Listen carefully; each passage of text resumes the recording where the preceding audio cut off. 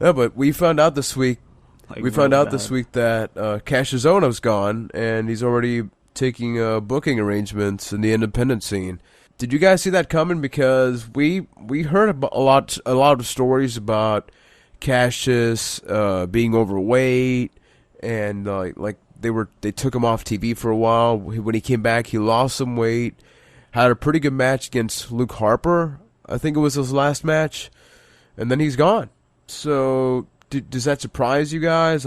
I know you don't watch a lot of NXT, Keith, but did you watch any Kassius Ohno match? It just kind of goes to show that as a talent in the WWE, you have to be what management wants you to be, or else you're not gonna really go anywhere. And I think just Ono was a victim of that. What pissed me off the most about it is the fan feedback. Did any of you guys look at how social media reacted to this? No, I didn't. Did they just say No. "oh no" a lot, like you? They were outraged, but like they were offended on a personal level. Like they were like, "Oh, how can they let him go?" And so much potential.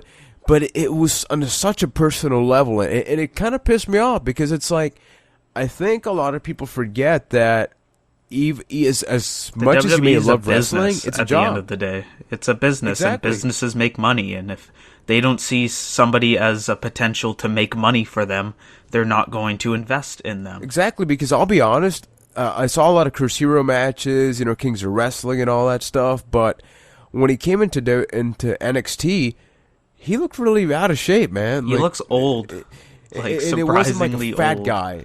Yeah, and it wasn't like a heavy guy where you're like, oh man, he's a powerhouse. No, it was this really skinny, but sort of like skinny fat, I guess Kevin Nash would say, or Triple H, like skinny fat guy that could wrestle, but he looked really generic. And I'm like, WWE at the end of the day is this whole product. You got to be able to present yourself on TV, on the shows, on news stations, on whatever. And I don't really think he had that look. Am I wrong or? I had a feeling ever since Ono had come back from that hiatus that he was still sort of on the line, on the chopping block, Well, for sure he was. especially after seeing his two matches coming back. Both were against Luke Harper and he lost both of them. When he lost that second match, I was like, what are they really doing with this guy? Why would he lose not only his match back, but then the following match against the same opponent? So I sort of saw the writing on the wall before it happened. So when it did happen, although it was surprising to me, it was still a bit of a shock. As far as my thoughts on Ono's run in NXT, I've been watching NXT for maybe 5 months, 5 or 6 months at this point. And Ono was a guy, I knew his history. I'm not sure if I've seen a lot of his indie stuff, maybe one match here or there. But as far as his NXT run, he was the guy that I really wanted to like, but he just never sort of clicked for me, at least in his NXT run. There's so many other interesting characters and guys that are putting on fantastic matches that I could see why they would get rid of Ono because, he's an older guy. How much can you really invest in him? And there's other people right now that are standing out more and, getting over more.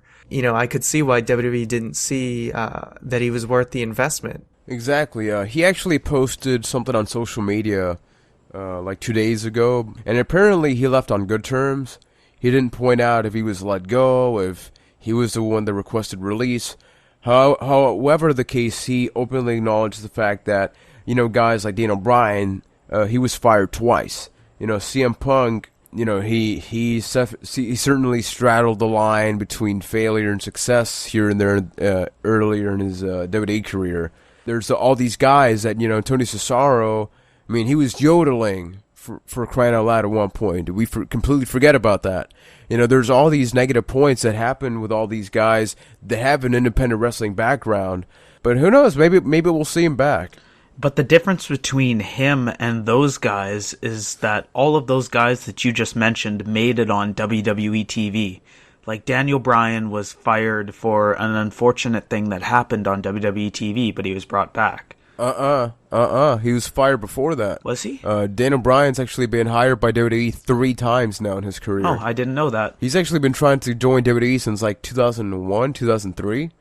So that was the point. But see, that's the thing. It's stuff that, it's not common for the fan. The only reason I knew that was because Dana Bryan spoke about that in one of his interviews, and Ono referenced it. But, it's like guys come and go. Maybe they come back.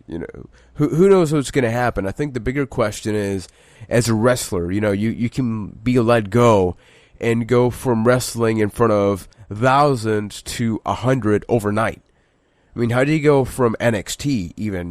There's well-produced. It doesn't have a national reach because it's online, but you go from this well-established thing. I don't know how much they make to 100 people show, 500 people show.